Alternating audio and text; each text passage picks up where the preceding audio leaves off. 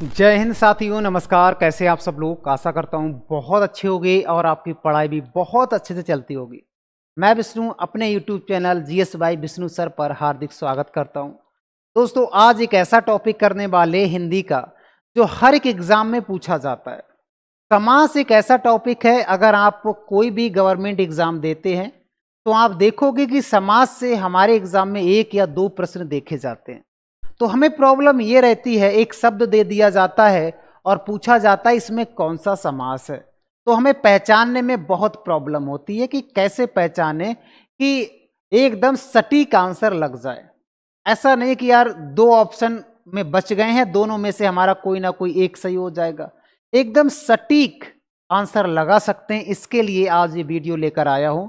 इस वीडियो को आप पूरा देख लेते हो तो आप समाज से आने वाला कोई भी प्रश्न होगा वो बिल्कुल गलत नहीं होगा। ये बस इतना याद रखेंगे। बिल्कुल इस प्रकार से आपको सिखा दिया जाएगा समाज से कि कैसे भी घुमा के प्रश्न पूछे भाई, चाहे तत्पुरुष समाज से पूछे या बहुवीर्य से पूछे या फिर कर्मधाराएं या व्ययी भाव से पूछे, तो आप प्रश्न बहुत आसानी से सॉल्व कर सकते हो। तो चलिए, बिना कुछ देरी के मैं स्टार्ट करूंगा और आप जब इसमें बार बार सुनते होगे कि पूर्व पद क्या होता है, उत्तर पद क्या होता है, एकदम विस्तार से मैं चीज़ों को बताऊंगा। ध्यान पूर्वक आपको पूरा लेक्चर देखना है, बहुत बढ़िया तरीके से। चलिए, तो बिना कुछ देरी के मैं स्टार्ट करता हूं। अगर हमारे एग्जाम में पूछा जाएगा समास क्या होता है, तो आप ये कह सकते हो जब 2 या 2 से अधिक शब्द, जब 2 या 2 से अधिक शब्दों के बीच में विभक्ति हो जाए। विभक्ति का मतलब ये होता है 2 या 2 से अधिक शब्दों के बीच में का, की, में, पर कुछ के द्वारा जुड़ जाए, उसी को समास कहते हैं। समास का अर्थ होता है संक्षिप्तीकरण। क्या होता है? संक्षिप्तीकरण उसका अर्थ होता है। और समास के अगर हम प्रकार की बात करें कि कितने प्रकार होते हैं, तो बेसिकली प्रधानता के आधार पर अगर देखा जाए तो 4 होते हैं। प्रधानता के आधार पर देखा जाए तो 4 होते हैं। पहला होता है हमारा अव्ययी भाव, दूसरा होता है द्वंद्व, तीसरा होता है बहुवीर्य और चौथा होता है तत्पुरुष। ये प्रधानता के आधार पर है। अगर वैसे प्रश्न पूछेगा कि समास कितने प्रकार के हैं, तो हम बता सकते हैं 6 प्रकार के, लेकिन प्रधानता के आधार पर 4 प्रकार के। अब हम इन समासों को पहचानने का थोड़ा थोड़ा तरीका आपको यहां पर बताएंगे। बाकी इसके एग्जाम्पल आगे लिखे हुए, आगे इसकी सब कुछ नियम वगैरह सब कुछ लिखा हुआ है, लेकिन यहां पर हम वो चीजें बताएंगे जो चीजें आपको याद रखना है लाइफ टाइम के लिए। यही तरीका मैं आपको बता रहा हूं, ध्यान पूर्वक इस चीज को समझे।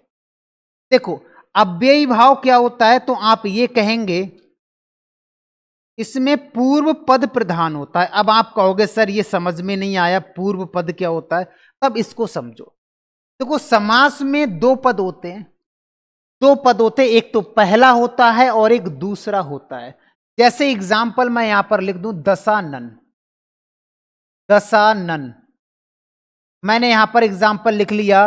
मुरलीधर, मुरलीधर। मैंने यहां पर एग्जाम्पल लिख लिया भरपेट। मैंने एग्जाम्पल यहां लिख दिया आजन्म, आजन्म। यानी आप देखो, इसमें 2 पद हैं, इसमें 2 पद है, दशा और नन। भर पेट, जन्म, आ, मुरलीधर। आप देखो सब में 2 पद हैं। अब जो पहला पद है उसी को पूर्व पद कहते हैं। जो पहला पद है, जो पहला पद है, जो पहला पद है, जो पहला पद है, उसी को क्या कहेंगे? पूर्व पद कहते हैं।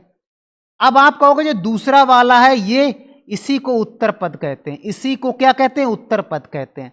अब आपको इतनी बात समझ में आ गई होगी, जब हम कहेंगे पूर्व पद तो आप सोच लेंगे पहला वाला पद, हम कहेंगे उत्तर पद तो आप समझ लेंगे दूसरा वाला पद। इतनी बात क्लियर हो गई। अब हम बढ़ते हैं आगे। इसमें पूर्व पद क्या होगा? प्रधान होगा। क्या होगा? प्रधान होगा। और याद रखेंगे पूर्व पद उपसर्ग होगा। क्या होगा? उपसर्ग होगा। और अव्यय भी हो सकता है, अव्यय भी हो सकता है, उपसर्ग और अव्यय होगा। और याद रखेंगे क्रिया विशेषण भी हो सकता है, क्रिया विशेषण भी हो सकता है। अब आप समझ गए होंगे क्रिया विशेषण क्या बलाय आ गई, इसको आप समझते हैं, इसको हम ऊपर समझते हैं यहां पर, ठीक है ना। मैं यहां लिख देता हूं क्रिया विशेषण, हम यहां पर इसको समझाते हैं, ठीक है। चलो, क्रिया विशेषण का मतलब है, जैसे मैंने कहा रातों रात, रातों रात कहा, मैंने कहा हाथों हाथ, मैंने क्या कहा, हाथों हाथ, मैंने कहा धीरे धीरे। तो ये अगर आपसे कभी पूछा जाएगा रातों रात में कौन सा समास है, हाथों हाथ में कौन सा समास है, साथ साथ में कौन सा समास है, धीरे धीरे में कौन सा समास है, तो हमारा आंसर हो जाएगा अव्ययी भाव, क्योंकि इसमें क्रिया विशेषण है। अब मैंने यहां पर बोला उपसर्ग और अव्यय जोड़ दिया जाए, अब हम उपसर्ग और अव्यय की यहां पर बात करते हैं, ठीक है। यहीं पर हम लिख देते हैं, यहां पर छोटा सा, ठीक है ना, यहीं पर लिख देते हैं।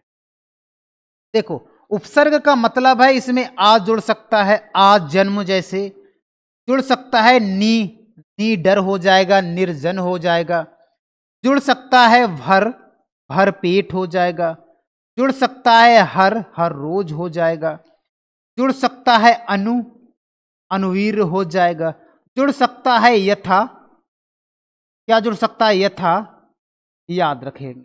और भी कई सारे उपसर्ग जुड़ सकते हैं इसमें, और जुड़ने के बाद एक नया शब्द बन जाएगा। जब हम अव्ययी भाव को देखेंगे तो हम आगे इस पर चर्चा करेंगे। बस अभी इतना समझो, पूर्व पद प्रधान होगा।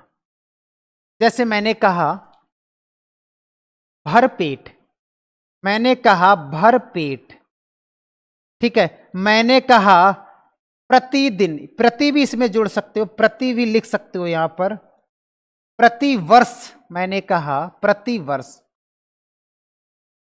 प्रतिवर्ष, भरपेट।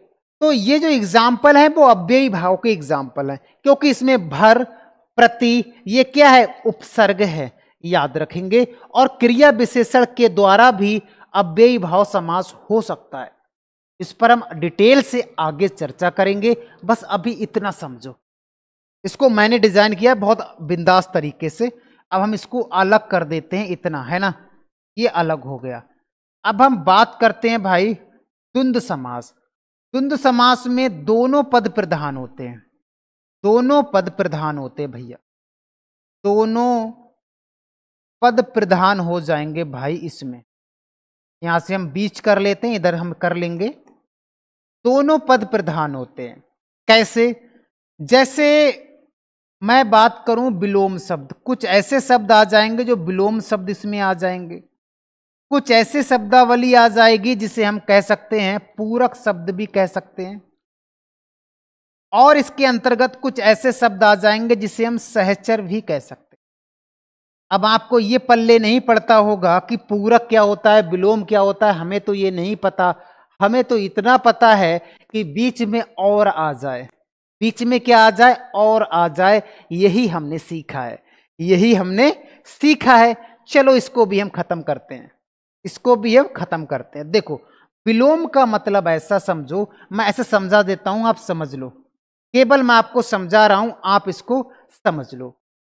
सबसे पहले पूरक पर आ जाते हैं, किस पर आ जाते हैं, पूरक पर। जैसे मैंने बोला देश विदेश, देश और देश विदेश अगर बोला तो बीच में और आ जाएगा, तो कहीं ना कहीं ये पूरक शब्द है, कहीं ना कहीं ये क्या है, ये पूरक शब्द है, याद रखेंगे। जैसे मैंने बोला सहचर में आ जाएगा, मैंने कहा भाई कौन सी रीति रिवाज मानते हो आप, कौन सी रीति रिवाज मानते हो, तो रीति और रिवाज ये सहचर में आ जाएगा, रीति और रिवाज। और आ जाएगा हमारा यहां पर मान मर्यादा आ जाएगा, रीति रिवाज आ जाएगा, पूरक में पूरक शब्द आ जाएगा, विलोम में छोटा और बड़ा आ जाएगा, छोटा और बड़ा आ जाएगा। और बहुत सारे एग्जाम्पल यहां पर हो सकते हैं, यहां पर बहुत सारे एग्जाम्पल हो रखते हैं। रात और दिन हो जाएगा, पूरक में देखेंगे भाई और बहन हो जाएगा, तो कहीं ना कहीं बीच में और आ जाएगा, उसको क्या बोलेंगे, द्वंद्व समास कहेंगे।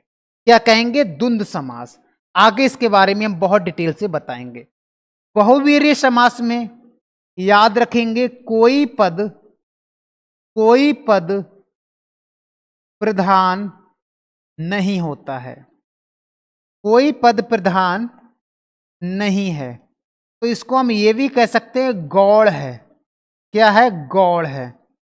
गौड़ का मतलब है, हम ये कह सकते हैं तीसरा पद आएगा या अन्य पद की बात होगी। यहां पर किसकी बात होगी, अन्य पद की बात होगी यहां पर, या हम तीसरा पद भी कह सकते हैं।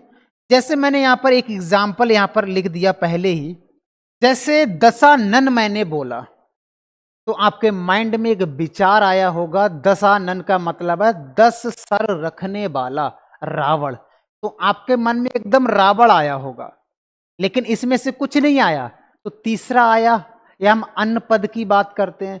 मैंने बोला मुरलीधर, तो मुरलीधर जैसे ही बोला तो आपके मन में आया होगा कृष्ण भगवान की मूर्ति। मैंने बोला त्रिनेत्र, तो आपके माइंड में आया होगा महादेव की तस्वीर आ रही है ना। तो कहीं ना कहीं तीसरा पद या अन्य पद के चित्र आ रहे हैं। जैसे मैंने बोला महादेव, तो महान है वो देव, किसकी चित्र आ रहा है, शिव जी का चित्र आ रहा है ना। इस जैसे मैंने बोला महात्मा, अब महात्मा में कई सारे चित्र आपके माइंड में आ सकते हैं, आपकी नजर में जो महात्मा होगा, अब वो महात्मा 2 हो सकते हैं, 4 हो सकते हैं, 10 हो सकते हैं, वो आपके ऊपर डिपेंड करता है आपने कौन से महात्मा का चित्र अपने माइंड में लिया है। महात्मा बोलने से किसी का चित्र आ जाएगा, महात्मा गांधी का आ जाएगा, या कोई भी और संत जी का आ जाएगा। तो कहीं ना कहीं तीसरा या अन्य पद की प्रधानता यहां पर बताई जाएगी। बाकी इनकी एग्जाम्पल आगे लिखे, उन पर चर्चा करेंगे। हम बात करें तत्पुरुष समास की। देखो तत्पुरुष समास का मतलब है, इसमें उत्तर पद प्रधान होगा। क्या होगा, उत्तर पद प्रधान होगा। याद रखेंगे इन तीनों में, ये हम का कह सकते हैं और ये हम खा कह सकते हैं, ऐसा भी हम लिख सकते हैं। ये हम इसको 5वां और 6ठा लिख लेंगे, इसको अलग अलग ही पढ़ेंगे, लेकिन यहां पर आपको समझा देते। तत्पुरुष समास के अंतर्गत आते हैं, जैसे कोई मैंने एक शब्द बोल दिया, यहां पर धर्मशाला मैंने बोल दिया, धर्मशाला, मैंने यहां लिख दिया विद्यालय, विद्यालय, ठीक है ना। तो यहां पर मैंने विद्यालय का एक एग्जाम्पल लेते हैं, जहां पर विद्या का लय, विद्या धन आलय, विद्या का घर होगा। क्या होगा, विद्या का घर। अब विद्यालय हमें नहीं पता, धर्मशाला हमको नहीं पता। जब इसका हम समास विग्रह करेंगे, तो समास विग्रह के बाद जो शब्द या जो कारक जुड़ते हैं, कारक का मतलब आगे जब तत्पुरुष समास हम बताएंगे, तो कर्म, करण, अधिकरण, अपादान, ये क्या होता है, ये विभक्ति हो जाए तो वही तत्पुरुष समास के अंतर्गत हो जाएगा। द्विगु की अगर बात करेंगे, बहुत इजी है। इसमें पहला पद या हम कह सकते हैं पूर्व पद, क्या कह सकते हैं, पूर्व पद क्या होगा, संख्यावाची होगा। क्या होगा, संख्यावाची होगा। इसमें बस इतना याद रखेंगे, बाकी आगे बहुत सारे एग्जाम्पल हैं, उनको भी टच करेंगे। अब बाद में बचा कर्म धाराएं। कर्म धाराएं बहुत कंफ्यूजन रहता है, कर्म धाराएं और बहुवीर्य समास में, है ना। कर्म धाराओं के बारे में हम लास्ट में आपको बताएंगे, ठीक है ना, लास्ट में बताएंगे कर्म, क्योंकि यहां पर जगह नहीं है लिखने का।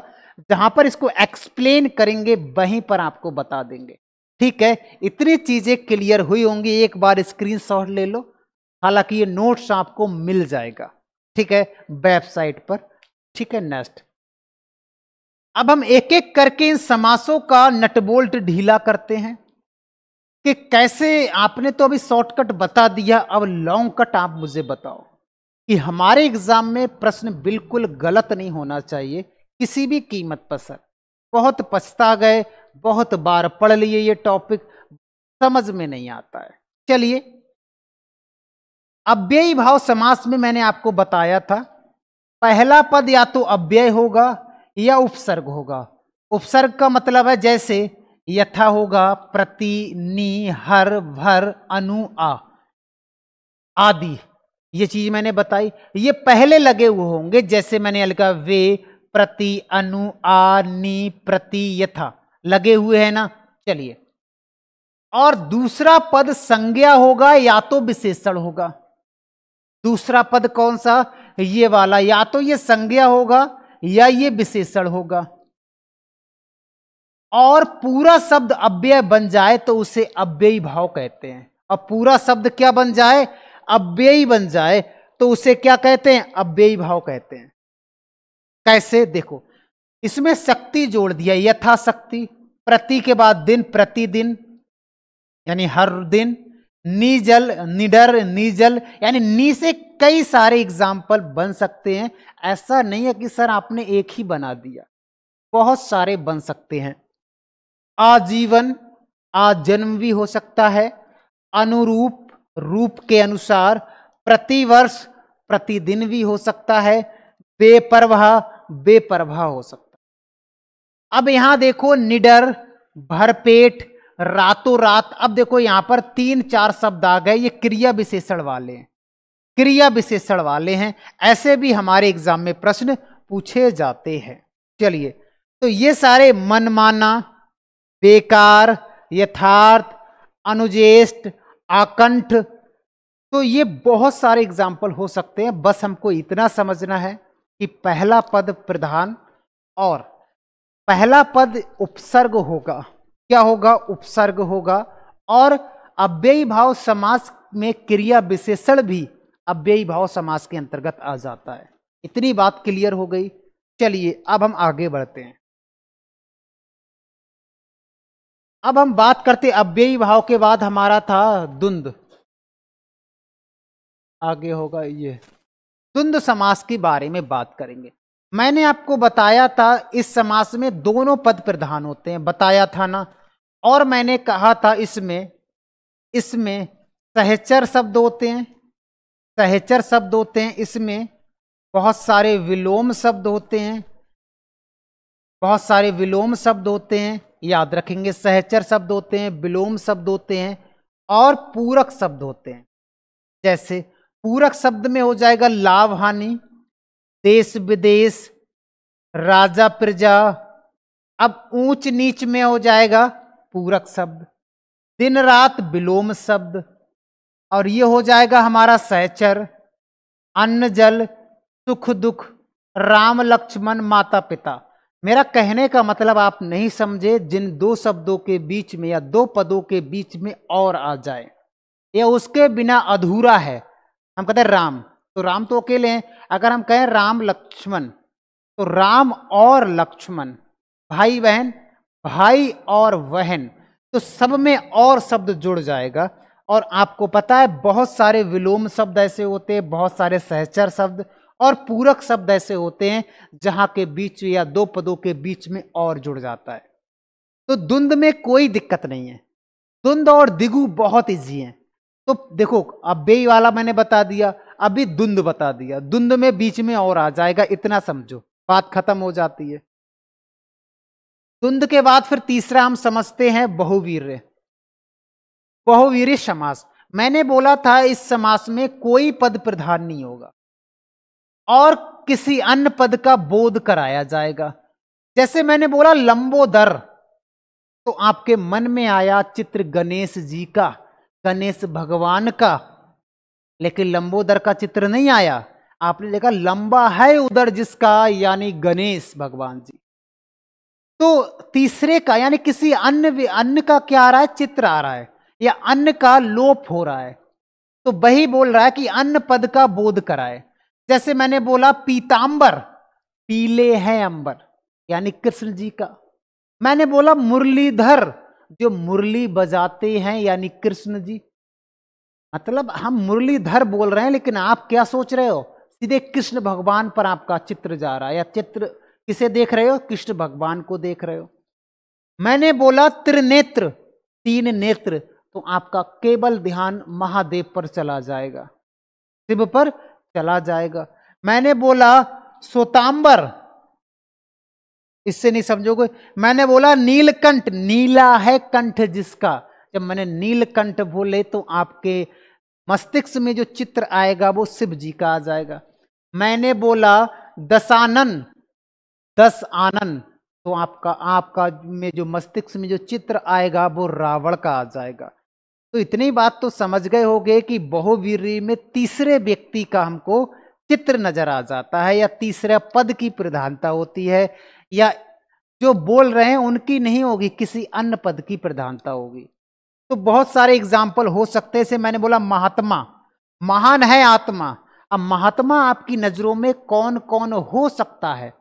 मेरी नजरों में कोई और होगा, आपकी नजरों में कोई और होगा, तो उसका चित्र आपके मस्तिष्क में आ जाएगा। तो इस प्रकार से आप इसको समझ सकते हो। दुरात्मा, बुरी है आत्मा जिसकी, तो दुरात्मा में भी आप बहुत सारे लोगों को देख सकते हो। तो मेरा कहने का मतलब है बहुवीर्य समास में तीसरा आ जाएगा। जैसे जलज, जल में पैदा होता है यानी कमल। पंकज, कमल का ही पर्यायवाची है। मैंने बोला गजानन, गज है आनंद जिसका, गजानन, तो आपके मन में जो चित्र आएगा वो गणेश भगवान का आ जाएगा। तो इस प्रकार से बहुवीर्य को भी बहुत आसान भाषा में समझ लिया है। सबसे पहले अव्ययी भाव को, फिर द्वंद्व को, फिर बहुवीर्य को। अब समझेंगे हम तत्पुरुष समास को। ठीक है, तत्पुरुष समास को हम देखते हैं। देखो, तत्पुरुष समास में मैंने कहा था पहला पद, ये मैंने कहा था कि इसमें उत्तर पद प्रधान होगा। उत्तर पद का मतलब है दूसरा पद प्रधान होगा, ये मैंने आपको बताया था। और पहला पद अप्रधान होगा, पहला पद अप्रधान होगा। किसमें? तत्पुरुष समास में। तत्पुरुष समास को 6 प्रकार से बांटा जाता है कारक के अनुसार। किसके अनुसार? कारक की विभक्ति के अनुसार 6 प्रकार से बांटा जाता है। ठीक है ना, ये चीज याद रखेंगे। अब आप कहोगे 6 प्रकार से कैसे? आपने सुना होगा कर्म तत्पुरुष, करण तत्पुरुष, संप्रदान, अपादान, संबंध और अधिकरण, ये सुना होगा। तो इसमें कौन कौन से शब्द आते हैं? जैसे कर्म को करण से, संप्रदान के लिए, अपादान से, संबंध का, की, के, या रा, री, रे इत्यादि। अधिकरण में या पर आ जाएगा। मेरा कहने का मतलब समझो, कर्म तत्पुरुष समास होगा तो उस समास के विग्रह के बीच में को देखा जाएगा। करण में से को देखा जाएगा, संप्रदान में के लिए देखा जाएगा, अपादान में भी से देखा जाएगा। अब आप कहोगे दोनों में से है, अंतर क्या है? अपादान का मतलब होता है अलगाव करना, अलगाव करना, अलगाव करना। अब हम इनको एक एक करके देखेंगे तो अच्छे से समझ में आ जाएगा, अच्छे से समझ में आ जाएगा। चलो सबसे पहले देखते हैं कर्म तत्पुरुष। कर्म तत्पुरुष की जो विभक्ति है वो को लेप देती है। और देखो दोस्तों, मैंने यही आपको बताया, को का लोप है ना। चलो, जैसे मैंने बोला माखन चोर, माखन चोर ये तो शब्द हो गया पूरा। अगर हम इसका समास विग्रह करते हैं तो माखन को चुराने वाला, माखन को, तो को से कहीं ना कहीं समास का हो गया, जुड़ गया। मैंने बोला चिड़ी मार, चिड़िया को मारने वाला। तो इन सब में आप देखो, सुख प्राप्त, सुख को प्राप्त करने वाला, यश को प्राप्त को आ रहा है। और यहां पर देखो भयभीत, भय से भीत, ये गलत होगा। मनोहर, मन को हरने वाला। लोकोक्त, मतदान, मत को देने वाला। गगनचुंबी, गगन को चूमने वाला। तो इस प्रकार से वो सभी शब्द हो जाएंगे जिसके बीच में को आ जाएगा। समझ गए? समझ गए होगे तो हम आगे बढ़ते हैं। ठीक है, चलो। करण से मैंने बताया था, करण का मतलब भी से होता है और अपादान का मतलब भी से होता है। दोनों में अंतर क्या है, पहले इसको देख लेते हैं। जैसे मैंने बोला तुलसी कृत, तुलसी द्वारा कृत। मैंने बोला भूख मारा, भूख से मरा हुआ। मैंने बोला रस भरा, रस से भरा हुआ। मैंने बोला जन्म जात, जन्म से जात। मन चाहा, मन से चाहा। तो इस प्रकार से हर जगह से नजर आएगा, हर जगह से नजर आएगा, याद रखेंगे। ठीक है ना, हर जगह से नजर आएगा। प्रेरणादत्त, प्रेरणा से प्रदत्त, से भी आ सकता है और के द्वारा भी आ सकता है, दोनों आ सकते हैं, इसे याद रखेंगे। तो मेरा कहने का मतलब है बीच में क्या आ जाएगा, से आ जाएगा। संप्रदान की अगर मैं बात करूंगा तो यहां पर के लिए लोप हो जाएगा। क्या आ जाएगा, के लिए। जैसे रसोई घर, रसोई के लिए घर। देशभक्ति, देश के लिए भक्ति। अब विद्यालय, विद्या के लिए आलय। अब आपको एक चीज और बताएं, मैंने बोला इसमें दूसरा पद प्रधान होगा। घर, जैसे मैंने बोला रसोई घर, तो रसोई घर में आपके दिमाग में क्या चित्र आया, घर का चित्र आया पहले, उसके बाद रसोई का चित्र आया होगा। मैंने कहा देशभक्ति, तो आपके मन में देश नहीं आया होगा, आपके मन में आया होगा भक्ति, बॉर्डर पर जाकर धुआं धुआं कर रहे हैं, तो देशभक्ति, देश नहीं आया चित्र, आपके में आया भक्ति। मैंने बोला विद्यालय, तो विद्यालय जैसे ही बोलेंगे तो आपके मन में जो चित्र आएगा वो स्कूल का आएगा, विद्यालय का आएगा, जहां पर विद्या सिखाई जाती है। ठीक है। मैंने बोला धर्मशाला, अब धर्मशाला में धर्म याद नहीं आएगा, शाला दिखेगा, शाला वो वाला नहीं, ये धर्मशाला है ठहरने वाली, है ना वो। मैंने बोला पुस्तकालय, तो पुस्तकालय जब आपको बोला तो आपके मन में कोई पुस्तक नहीं आई होगी, आपके मन में आया होगा जो लाइब्रेरी है जहां पर पुस्तकें रखी जाती हैं। नहीं समझ में आए तो देखो, ये दूसरा पद प्रधान है इन सब में, इन सब में भी दूसरा पद प्रधान है और यहां भी दूसरा पद प्रधान है। यानी मैं ये कह सकता हूं जो भी तत्पुरुष समास के अंतर्गत आते हैं सभी समास में जो आपका उत्तर पद है वही प्रधान है। ठीक है ना। चलिए, अपादान का मतलब होता है अलग होने का भाव, लेकिन होता इसमें भी से है। जैसे मैंने बोला वृक्ष से पत्ता गिरा, वृक्ष से पत्ता गिरा, जो पत्ता गिर गया क्या वो जुड़ सकता है? नहीं। जो एक बार अलग हो गया और दोबारा नहीं जुड़ेगा वो अलगाव में आ जाएगा, और ये सभी समास अपादान के अंतर्गत आ जाते हैं। एग्जाम्पल देख लेते हैं। जन्मंध, जन्म से अंधा, दोनों में अलग कनेक्शन है बिल्कुल। देश निकाला, देश से निकाला, दोबारा नहीं आ सकता। धनहीन, धन से जो हीन है। रोग मुक्त, भयभीत, पाप पुण्य, मार्ग भ्रष्ट, स्वर्ग पतित, जल मुक्त। अब यहां पर आप देखो, अगर मैं कहूं भयभीत, तो भयभीत में आपसे कहा होगा तो भीत आपको लगेगा, यानी आपको डर लगेगा, भीत भय से, कि उससे मुझे डर लगने लगा। इसी प्रकार से देश निकाला, देश निकाले का जब मैंने बोला देश निकाला तो आपने देखा कोई व्यक्ति को निकाल दिया है, तभी मैं कहता हूं दूसरा पद क्या है? प्रधान है। दूसरा पद क्या है? प्रधान है सभी में। यह चीज हमें याद रखनी है। नेक्स्ट बढ़ते हैं। संबंध में संबंध हो जाएगा काकी के, याद रखेंगे। जैसे राजपुत्र, मैंने बोला राजपुत्र, राजा का पुत्र, तो राजा के पुत्र में आपको क्या देखा? पुत्र देखा। मैंने बोला गंगा जल, तो आपके मन में गंगा माता नहीं आएंगी, आपके मन में आएगा जल। क्यों? क्योंकि वही तो बोला है दूसरा पद प्रधान है। क्या है? दूसरा पद प्रधान है मेरे भाई, इसको समझो आप। और बीच में कौन सा कारक लगा है? का, की, के, तो वो कौन सा हो जाएगा? संबंध तत्पुरुष समास हो जाएगा। समझ गए? आगे अधिकरण में क्या हो जाएगा? में और पर इसमें भी आ जाएगा बीच में, लेकिन होगा भैया दूसरा पद ही प्रधान। मैंने बोला गृह प्रवेश, तो आपके मन में चित्र आया घर के अंदर जाते हुए, प्रवेश करते हुए। घर का चित्र कम आएगा, प्रवेश का ज्यादा आएगा। मैंने बोला आप बीती, तो बीती हुई बातें जल्दी याद आएंगी, याद रखेंगे।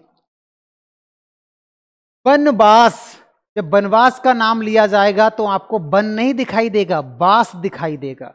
तो मेरा कहने का मतलब यही है मेरे भाई कि दूसरा पद प्रधान होगा और इसमें में और पर आ जाएगा। समझ गए? चलो, ये हो गया हमारा तत्पुरुष समास।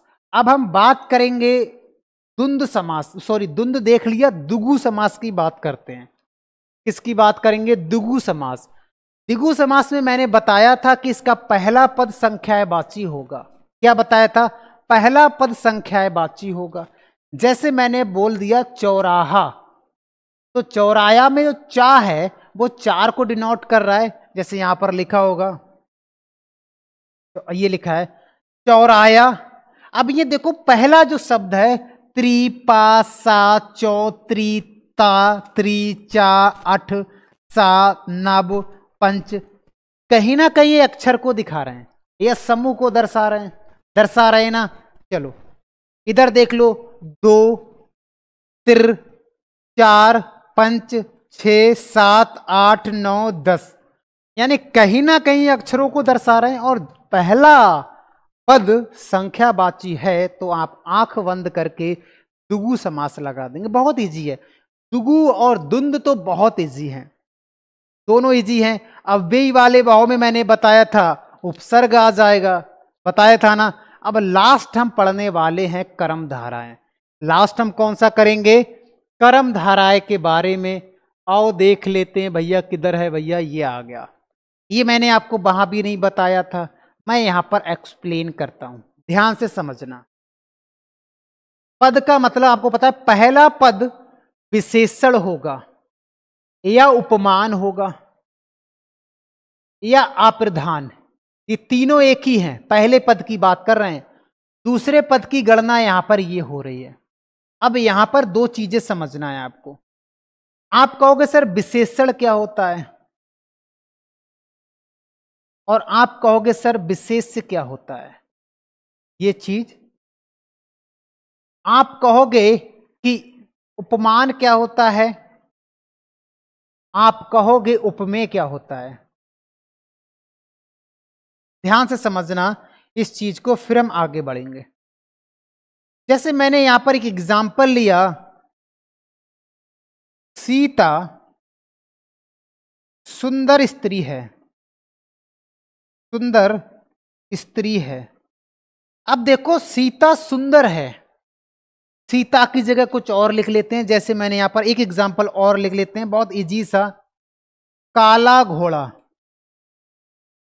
घोड़ा या काला घोड़ा मैंने लिख लिया। हाँ लिख दे भाई, मैंने लिख दिया काला घोड़ा। अब इन दोनों एग्जाम्पल में हम देखेंगे भाई। अब देखो काला घोड़ा, तो घोड़े की विशेषता बता रहा है कि घोड़ा कैसा है, काला है, घोड़े की विशेषता बतला रहा है। यानी हम ये कहें जिसकी विशेषता बतलाई जाए उसे हम कहेंगे, जैसे यहां पर मैं लिख दूं, कलर चेंज कर लेते हैं समझने में आसानी होगी। यहां पर मैंने लिख दिया घोड़ा, घोड़ा की ही तो विशेषता बतला रहा है, क्या, काला। तो काला घोड़ा, तो घोड़ा है वो विशेष है और काला है वो विशेषण है, क्योंकि घोड़े की विशेषता किससे बतलाई जा रही है, विशेषण से बतलाई जा रही है।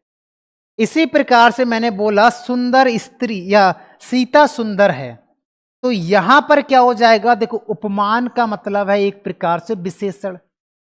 तो यहां पर मैं कहता हूं यहां हो जाएगा सुंदर और यहां हो जाएगा उपमेय में सीता। नहीं समझे अभी भी? देखो सीता की विशेषता कौन बतला रहा है, सुंदरी तो बतला रहा है, तो ये हो जाएगा उपमान, ये हो जाएगा उपमान। अगर उपमान उपमेय नहीं समझे तो विशेषण विशेष समझ लो। मैंने बोल दिया कि सफेद शर्ट, तो जो सफेद है वो तो मेरी शर्ट की विशेषता बतला रहा है, तो शर्ट हो जाएगा शर्ट हो जाएगा क्या विशेष और सफेद हो जाएगा क्या विशेषण, ऐसे याद रख सकते हैं। इतनी बात क्लियर हुई है, लेकिन नोट करके मैंने यहां पर यह भी लिखा है कभी कभी विशेष पहले और विशेषण बाद में आ जाता है, कभी कभी ऐसा हो जाता है। तो ये जैसे ऋषिवर ऋषिवर हो जाएगा। अब इसके एग्जाम्पल देख लेते हैं भाई, इसके हम एग्जाम्पल देख लेते हैं। जैसे पहले देखेंगे उपमान उपमेय के संबंध वाले देखेंगे, उसके बाद हम देखेंगे विशेषण विशेष वाले, ठीक है। जैसे चरण कमल, अब इसमें देखो दूसरा पद जो है वो विशेष या प्रधान है, सीधे कहें दूसरा पद कैसा है, प्रधान है। अब ध्यान से देखो, लेकिन कभी कभी क्या होता है पहला पद भी प्रधान हो जाता है। मैंने बोला चरण कमल, मैंने बोला मुख चंद्र, तो मुख कैसा है, चंद्रमा के समान है। वचनामृत, विद्याधन, मृग नैनी, मैंने बोला मृग, जब मृग नैनी मैं बोलूंगा तो नैनी जो है यानी मृग के समान नैन रखने वाली, तो दूसरा पद प्रधान है। अगर ऐसे एग्जाम्पल आपको समझ में नहीं आ रहा है तो सिंपल समझो, सिंपल समझो, कमल की विशेषता कौन बतला रहा है, चरण। चंद्रमा की विशेषता कौन बतला रहा है, मुख। अमृत अमृत की विशेषता कौन बतला रहा है, वचन। इस प्रकार से नैन की विशेषता कौन बतला रहा है, मृग। तो हम ये भी कह सकते हैं कि भैया इसमें जो विशेषता बतलाई जाती है जिसके बारे में वो विशेष हो जाएगा। जैसे काली मिर्च, काली है जो मिर्च, अब जो काली है वो तो क्या है, विशेषण है, और मिर्च क्या है, विशेषण है। सॉरी इसको एक बार मैं रिवीजन करा देता हूं, शायद मैंने उल्टा पुल्टा बोल दिया होगा, है ना। चलो फिर से देखते हैं। पहले उपमान उपमेय वाला देखेंगे। जो पहला है चरण, मुख, वचन, विद्या, नर, मृग, दहे, कमल, चंद्र, ये उपमान है। ये क्या है, ये उपमान है। और उपमेय क्या है, दूसरा वाला। उपमेय क्या है, दूसरा वाला। इधर बात करते हैं। पहला वाला तो विशेषण है, पहला वाला तो विशेषण है, और दूसरा वाला क्या है, दूसरा वाला है मेरे भाई विशेष है, विशेष है। जैसे लाल गुलाब, लाल क्या है, विशेषण है, गुलाब है विशेष, ठीक है ना। पीतांबर, चंद्रमुखी, तो इस प्रकार से अनंत एग्जाम्पल हो सकते हैं, ठीक है ना। इसको मैंने दोबारा से आपको बता दिया। अगर आपको कोई डाउट लग रहा है इस टॉपिक से रिलेटेड तो कमेंट बॉक्स खुला है, बिल्कुल कमेंट कीजिएगा सर ये प्रॉब्लम आ रही है। चलिए देखते हैं और कोई पेज छूट तो नहीं गया, स्टार्टिंग से देख लेते हैं। हमने अव्ययी भाव देखा, अव्ययी भाव के बाद हमने तत्पुरुष देख लिया, कर्म धारा है, ये सारे देख लिए। संबंध वाला, अधिकरण, कर्म धारा है, दिगु, दुंद, बहुवीर, सब देख लिया। ये पीडीएफ कहां से मिलेगी मैं ये भी आपको बता दे रहा हूं। वेबसाइट या क्रोम पर आप जाओगे, मतलब गूगल या क्रोम पर आप जाओगे तो वहां पर लिखोगे testYatra.com, एक वेबसाइट है और वहीं पर आपको ये मिल जाएगा। कोई प्रॉब्लम आ रही डाउनलोड करने में तो टेलीग्राम चैनल को ज्वाइन कर लेना, सारी नोटिफिकेशन वगैरह यहीं पर मिल जाती हैं। चलिए तो आज के लिए इतना ही, बाकी मिलते हैं नेक्स्ट क्लास में। जरूर बताना कंटेंट कैसा लगा। जय हिंद साथियों।